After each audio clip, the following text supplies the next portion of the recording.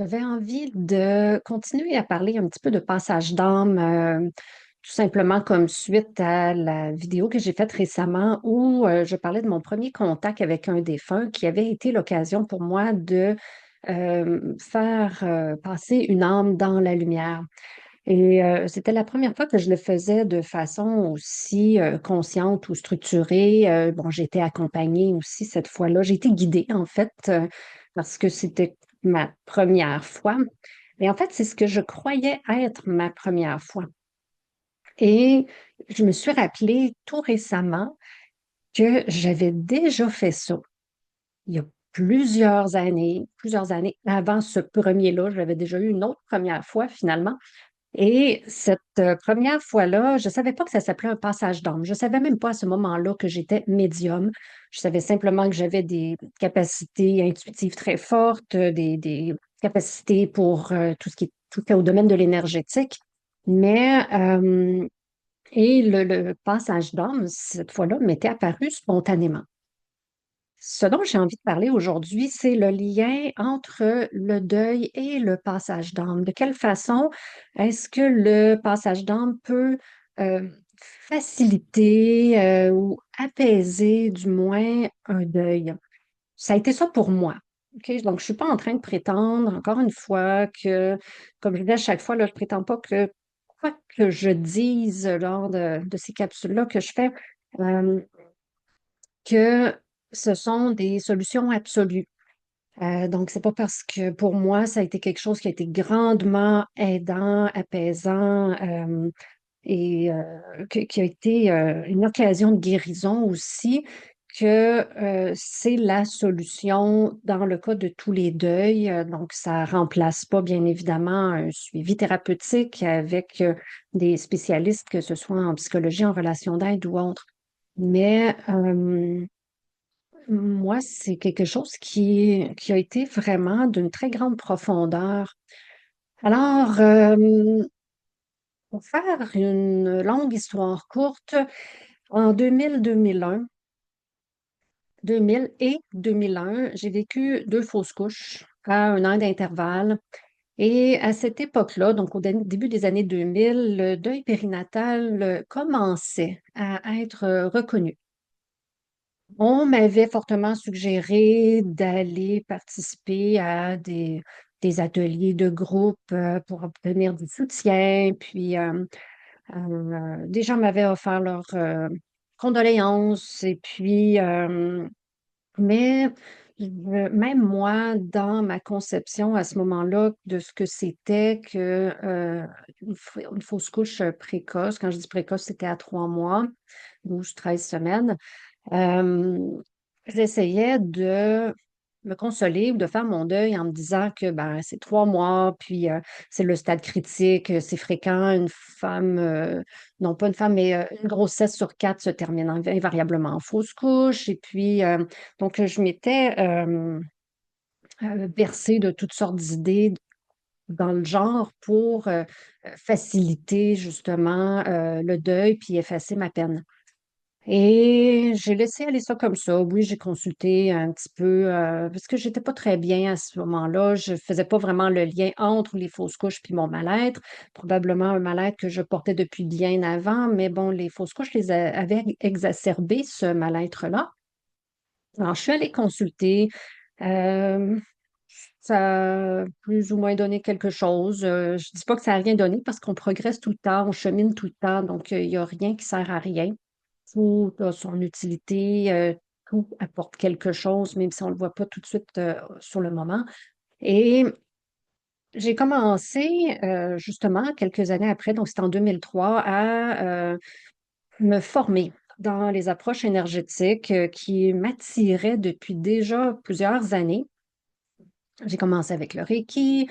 J'ai fait mes 4 niveaux d'initiation au Reiki jusqu'au maître en 2003 et 2007. À travers ça, je suis allée chercher une formation de polarité, ensuite une formation de yoga. Bon, ça a été une grosse période intensive de développement personnel, spirituel, de prise de conscience, de guérison émotionnelle et spirituelle aussi.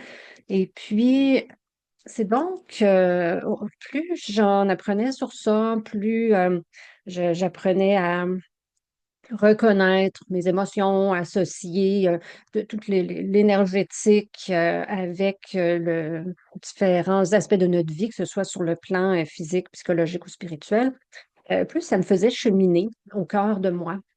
Et au terme de mon année de formation en polarité, où on avait vraiment travaillé très fort à apprivoiser l'énergie, à comprendre les éléments terre, eau, feu, air et éther, à les ressentir et à se comprendre soi-même là-dedans. J'ai, j'ai eu le besoin, le sentiment, oui, c'était un besoin, mais je sentais surtout que j'étais prête à ce moment-là à faire le deuil de ces 2 enfants-là que j'avais perdus quelques années auparavant. Alors, ça s'est pas produit pendant ma formation, mais dans le sens, c'était pas à l'école, mais une fois chez moi, je me suis fait un petit rituel. J'avais une petite pièce qui était dédiée à la pratique de la méditation, de bon, tout ça, et du Reiki aussi, que je commençais déjà à pratiquer. Puis, je me suis donc installée pour m'intérioriser, pour me recueillir, prendre contact avec mes émotions qui étaient encore très présentes, reliées à ces 2 enfants-là. Donc, les sentir dans mon corps où ça se trouvait. Évidemment, c'était beaucoup dans le deuxième chakra, on le comprend, c'est l'élément eau, le siège des émotions profondes, mais aussi de la maternité, donc c'était tout relié ça. Et tout à coup, pendant cet épisode-là d'intériorisation, de recueillement et de reconnexion à moi-même et à ces 2 enfants, heu, j'ai j'ai senti que je devais les remettre à les êtres de lumière. Et ce qui m'a surprise à ce moment-là, c'est que les êtres de lumière qui me sont apparus étaient Marie et Jésus. J'étais vraiment étonnée parce que j'avais depuis, plusieurs années aucune pratique, religieuse et pour moi, ces 2 figures-là étaient quand même très associées à la religion, heu, même si c'est pas nécessairement obligatoirement relié.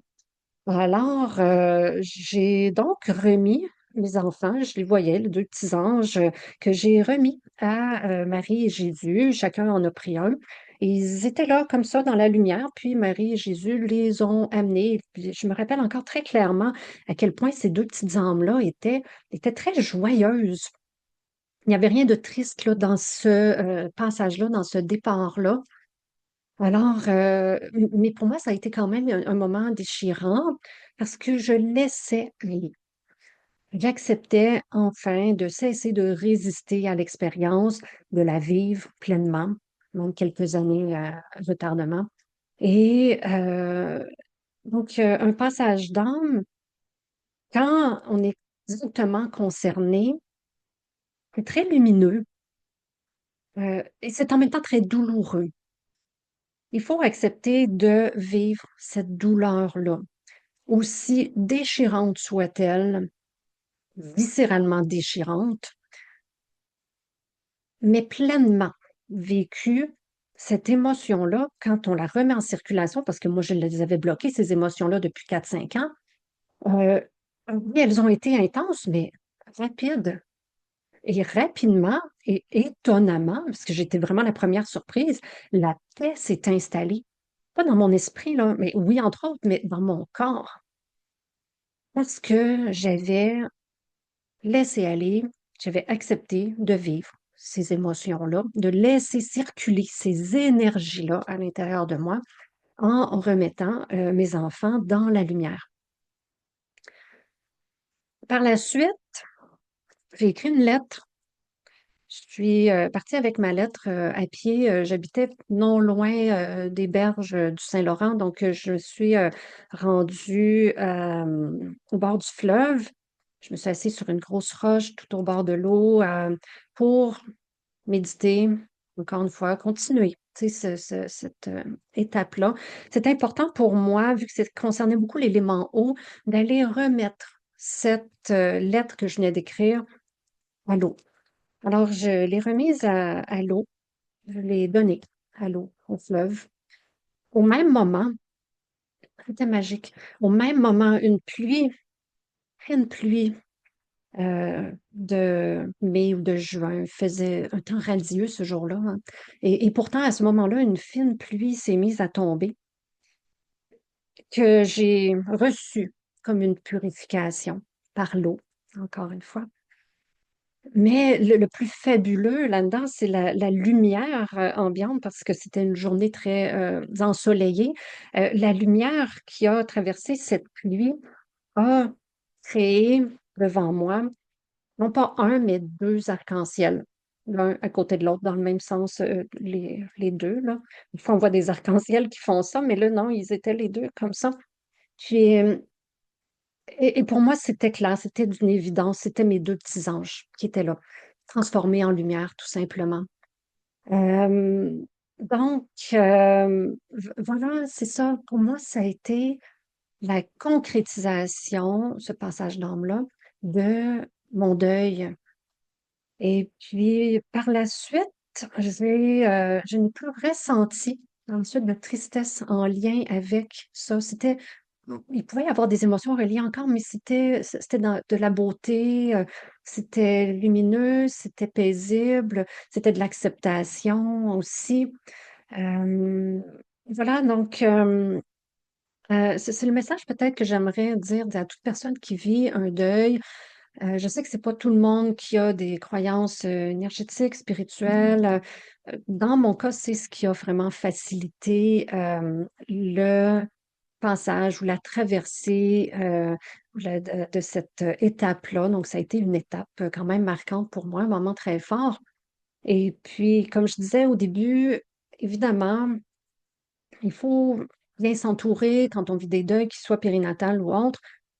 Mais pour l'avoir vécu moi-même, pour avoir accompagné des personnes aussi dans une petite partie de leur deuil, je ne prétends pas que ça aura contribué à clore le deuil de ces personnes-là, mais je sais que ça a été des moments de lâcher prise, des moments apaisants, pas sur le moment, OK, on comprend, je vais expliquer tantôt, la douleur peut être présente, la peine est grande, mais après, c'est après que la paix prend place, survient naturellement, sans forcer. OK? Ça se fait.